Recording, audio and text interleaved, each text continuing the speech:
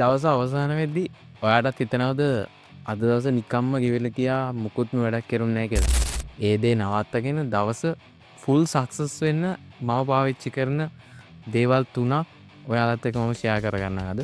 මේ දේවල් ඉතාමත් පොඩි දේවල්. හැබැයි මේකෙන් ඇතිවෙන ප්‍රතිඵලේ මාරම වටිනවා. මාරම විදියට අපේ දවස සාර්ථක කරගන්න උදව් වෙනවා අපිට.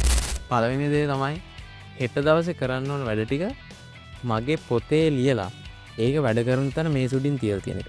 ඊට පස්සේ මේ ලියාගත්ත වැඩ ටිකට මම දෙනවා අත්‍යවශ්‍ය අනුපිළිවෙල අනුව, ඒ කියන්නේ මම ඉස්සෙල්ලම ඉවර කරන්න ඕන වැඩවල පිළිවෙල අනුව මම ඒවා වෙලාවල් වලට බෙදා ගන්නවා. දෙවෙනි එක තමයි උදේ නැගිට්ට ගමන් ඉස්සෙල්ලම කරන්නේ ඉක්මනින්ම සහ අත්‍යවශ්‍යම වැඩ ටික තියෙනවනේ. අන්න ඒ දේවල් ටික තෝරගෙන උදේ පාන්දරම ඒ ටික ඉවරයක් කරලා දාන එක. ඒකෙදි මම ඉස්සෙල්ලම කරන්නේ ලේසි. ඒ කියන්නේ ඉක්මනින් ඉවර කරන්න පුළුවන් පිළිවෙල අනුව තමයි මම ඉවර කරගෙන යන්නේ. ඒකෙන් අපේ මොලේට සංඥාවක් යනවා. ඔයා පළවෙනි ටාස්ක් එක ඉවර කරා. ඔයා දෙවෙනි ටාස්ක් එකත් ඉවර කරා. ඔයා ඊළඟ එකත් ඉවර කරා. මේකෙන් අපිට හොඳ ජවයක් හම්බ වෙනවා ඉස්සරහ වැඩ ටික ගාන්ට පිළිවෙලට ඉක්මනට ඉවර කරගන්න. තුන්වෙනි දේ තමයි එක වෙලාවකට එක වැඩකට විතරක් අවධානය දීලා වැඩේ කරන එක. ඒ කියන්නේ දැන් මම කරන්නේ අසයින්මන්ට් එකක් කරන එක නම් ඒ වෙලාවේ අසයින්මන්ට් එකක් කරන එක විතරයි.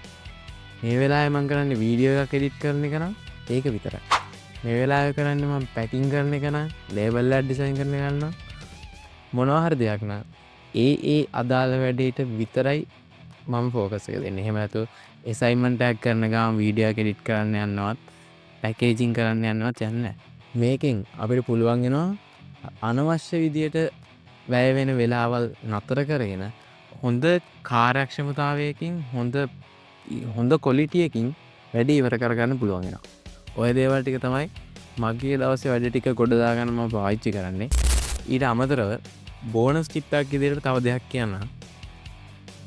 මේ වැඩ ටික කරගෙන යද්දී අපේ ශක්තිය අඩු වෙනවා, අපේ අර උනන්දුව ප්‍රබෝධය අඩු වෙනවනේ. අන්න ඒ වගේ වෙලාවකට මොකක් හරි පොඩි හරි එක්සර්සයිස් එකක් කරන්න පුළුවන් නම් ඒකෙන් අපේ අර ඈලිමේ ගතිය ගිහිල්ලා එනර්ජි එක වැඩි වෙලා ෆුල් ප්‍රබෝධමත් ගතියක් එනවා. ආයෙත් සැරයක් වැඩ ටික කරගන්න. දවස පටන් ගනිද්දි හරි වැඩ කරගෙන යන අතරතුරේ පොඩි හරි එක්සර්සයිස් එකක් කරන්න පුළුවන් නම් ඒකත් මේකට මාර විදියට සපෝට් එකක් වෙනවා. ඉතින් හැමෝම එක්සර්සයිස් එකක් කරන්නේ නැහැ.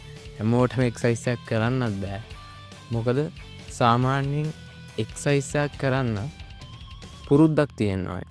ඒක පුරුද්දක් විදියට තමයි කරගෙන යන්නේ. මේ මෑතක් යනකම් මමත් එහෙමයි.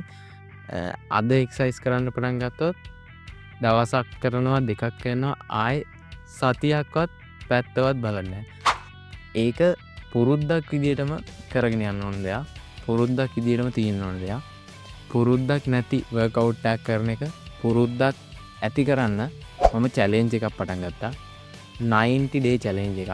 ඒකෙදි මම මටම අභියෝග කරගන්නවා දවස් 90ක් මම කොහොම හරි වර්කවුට් කරනවා කියලා. ඉතින් ඒ ගැනත් මම වීඩියෝ එකක් දාලා තියෙනවා ෂෝට් වල.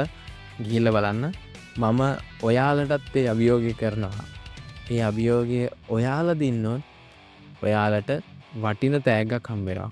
එහෙනම් වීඩියෝ එකට ලයික් එකක් දාලා වීඩියෝ එකේ කියන විදියට චැලෙන්ජ් එකට සෙට් වෙන්න. චැලෙන්ජ් එක දිනන්න. චැලෙන්ජ් එක විතරක් නෙමෙයි, ඒ වර්කවුට් කරන ඩිසිප්ලින් එක හදාගෙන මුළු ජීවිතේම වෙනස් කරගන්න එකතු වෙන්න. මම වගේම ඔයාලට ඒ දේ කරන්න පුළුවන් කියලා මම විශ්වාස කරනවා. එහෙනම් හැමෝම එකට එකතු වෙලා මේ ගේම ගහමු. ජය වේවා.